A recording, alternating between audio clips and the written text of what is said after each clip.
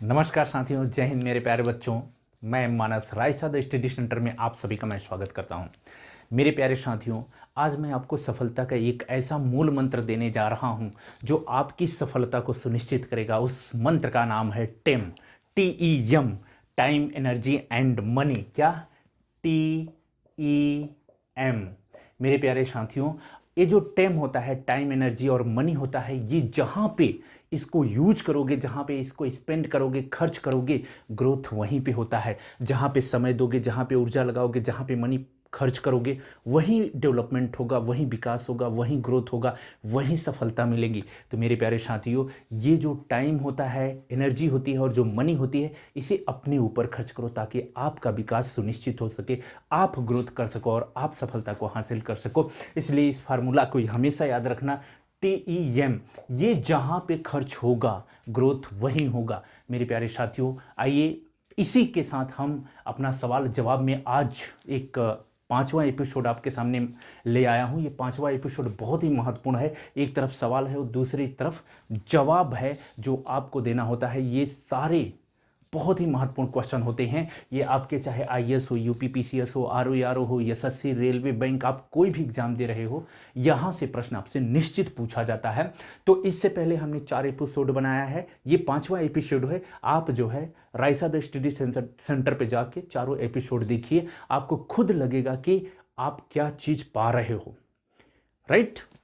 तो ये बहुत सारी महत्वपूर्ण चीज़ें हैं। तो आइए बिना विलंब किए हुए हम चीज़ों को आगे बढ़ाते हैं। पहला सवाल आपसे है, वन्य जीव संरक्षण अधिनियम, वन्य जीव संरक्षण अधिनियम कब पारित किया गया था? तो मेरे प्यारे साथियों, वन्य जीव संरक्षण अधिनियम 1972 में पारित किया गया था। थोड़ा सा मैं इसको एक्सप्लेन कर देता हूँ। वन्य जीव संरक्षण अधिनियम 1972 में पारित किया गया था। 1972 में ही स्टॉकहोम सम्मेलन हुआ था, आपको याद भी होगा। ये स्टॉकहोम सम्मेलन में पर्यावरण से संबंधित बहुत सारे प्रावधान किए गए थे। मेरे प्यारे साथियों, अगर हम थोड़ा सा इसके पृष्ठभूमि बैकग्राउंड की बात करें वन्य जीव संरक्षण अधिनियम के, तो जैसा कि आप जानते हो, पहली बार अगर हम थोड़ा सा इतिहास से उठाते हैं तो जो अर्थशास्त्र है, कौटिल्य के अर्थशास्त्र में भी वन्य जीव और पर्यावरण के संरक्षण की बात की गई है।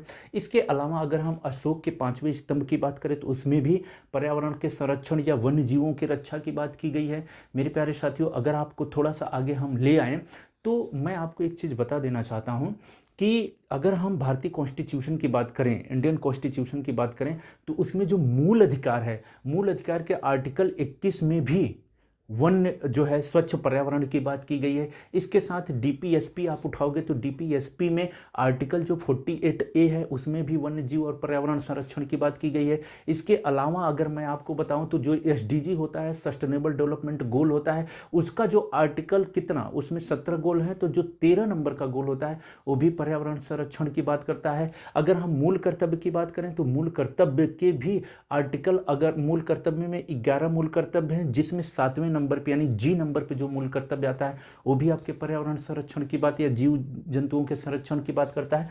तो इस तरह से हमने बहुत सारी चीज़ों को देखा कि वन्य जीव संरक्षण अधिनियम लाया गया था 1972 में। राइट?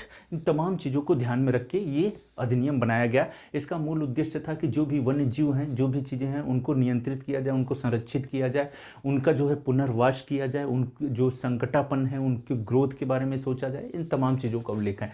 आइए अगला देखते हैं। अगला सवाल है, पर्यावरण संरक्षण अधिनियम कब पारित किया गया था? तो मेरे प्यारे साथियों, पर्यावरण संरक्षण अधिनियम कब पारित किया गया था? यह 1986 में पारित किया गया था। तो पर्यावरण संरक्षण अधिनियम कब पारित किया गया था?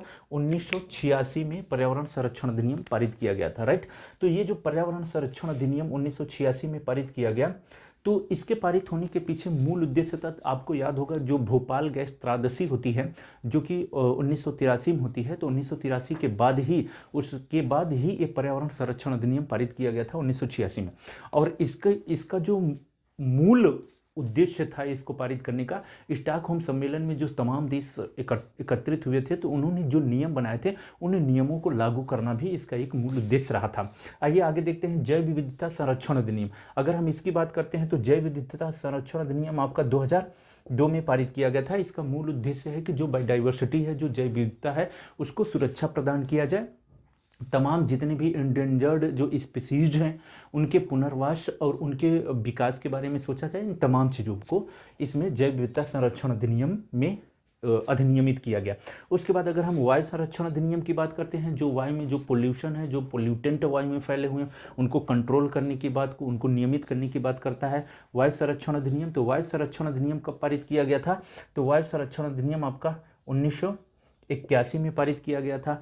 अगर जल संरक्षण अधिनियम की बात करें, क्योंकि जानते हैं कि आपके स्वास्थ्य, आपके जीवन के लिए स्वच्छ जल का होना बहुत ही आवश्यक है, तो जल संरक्षण अधिनियम भारत सरकार द्वारा कब पारित किया गया था?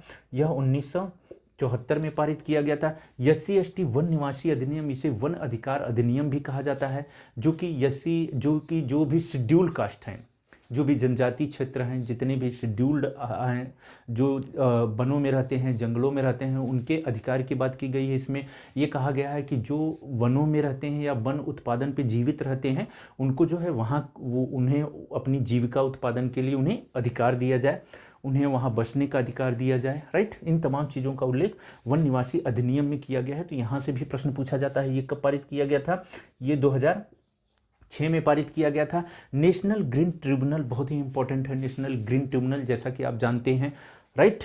तो राष्ट्रीय हरित जो प्राधिकरण है, इसकी स्थापना कब की गई थी? तो इसकी स्थापना 2010 में की गई थी। आप ये भी जानते हैं इसका मूल काम क्या होता है? इसका मूल काम, चाहे वो पर्यावरण हो या वन हो, वन्य जीव हो, इनके जो है सुरक्षा की बात करता है, इनके अधिकारों की बात करता है, राइट। तो इसमें ये भी कहा गया है कि अगर कोई भी मामला नेशनल ग्रीन ट्रिब्यूनल में जाता है तो वह 6 महीने के अंदर उसे क्या कर देगा? उसको निपटारा करेगा और उसे लागू करेगा, राइट, निर्णय दे देगा। इसके साथ ही अगर मैं बताऊं, अगर कोई भी मामला नेशनल ग्रीन ट्रिब्यूनल ने उसे घोषित कर दिया है, तो अगर आप चाहते हो कि नहीं, हम इससे सहमत नहीं हैं, तो आप सुप्रीम कोर्ट में अपील कर सकते हो, राइट। राष्ट्रीय अगर नेशनल ग्रीन ट्रिब्यूनल की बात करें तो ये कब? ये 2010 में। राष्ट्रीय वन नीति बहुत ही इंपॉर्टेंट है मेरे प्यारे साथियों। जैसा कि आप जानते हो, जो राष्ट्रीय वन नीति है, सबसे पहले भारत में 1912 में वन नीति बनाई गई थी, अंग्रेजों ने बनाया था। उसके बाद 1992 में स्वतंत्रता के बाद दूसरी वन नीति बनाई गई थी, जिसमें ये कहा गया था कि जो पहाड़ी क्षेत्र हैं वो लगभग पहाड़ी क्षेत्र पे कितना होना चाहिए? लगभग 60% वन होनी चाहिए और मैदानी क्षेत्र पे 20% होने चाहिए। लेकिन ये 1992 में कहा गया था वन नीति। लेकिन 1988 में तीसरी वन नीति आती है, जिसमें कहा गया कि जो पहाड़ी क्षेत्र वहाँ कितना 2/3 लगभग 66% होना चाहिए, और जो मैदानी क्षेत्र है वो 1/3 लगभग 33% जो है वन आच्छादन होना चाहिए मैदानों में। तो इस तरह से हम देखते हैं। तो राष्ट्रीय वन नीति जो इस 2006 में इसमें संशोधन किया गया था, तो इसको आप जो है 1988 ले लेना। और बाकी अगर कभी पूछे आपसे तो ये भी याद रखना, ये 1952 में भी बनी थी, उसके बाद इसमें संशोधन किया गया था, उसके बाद 2006 में भी संशोधन किया गया है, राइट। तो इन तमाम चीज़ों को हमने देख लिया आज के सवाल जवाब में। मेरे प्यारे साथियों, यहाँ से निश्चित रूप से चाहे आप कोई भी स्टेट PCS का एग्जाम दे रहे हो, SSC, रेलवे, बैंक का, ये सब में पूछता है। कभी कभी इसको सीधा मिलान करने के लिए दे देता है, राइट। तो जैसे पूछ लिया वन्य जीव संरक्षण अधिनियम 1972, पर्यावरण संरक्षण अधिनियम 1986, जैव विविधता संरक्षण अधिनियम 2002, वायु संरक्षण अधिनियम 1981, जल संरक्षण अधिनियम 1974, SC/ST वन निवासी अधिनियम कब हो जाएगा? 2006 में, नेशनल ग्रीन ट्रिब्यूनल 2010 में, और राष्ट्रीय वन नीति 1988, 1952, या फिर जो भी विकल्प रहेगा उस हिसाब से आप देख लोगे। 1912, 1952, 1988, 2006, जो भी विकल्प में रहेगा आप उसको टिक करोगे। तो इस तरह से सवाल जवाब में हमने उन महत्वपूर्ण चीज़ों को देखा, उनके डेट को देखा, उनके क्रम को देखा कि किस तरह से जो है चीज़ें आगे बढ़ रही हैं, राइट। तो ये हमारा 5वां एपिसोड था। अब हम आपको मिलेंगे 6ठे एपिसोड में कुछ महत्वपूर्ण चीज़ों के साथ, जो आपके एग्जाम के लिए, आगामी एग्जाम के लिए बहुत ही महत्वपूर्ण है। तब तक के लिए मेरे प्यारे साथियों, आप सभी को मेरा नमस्कार, धन्यवाद।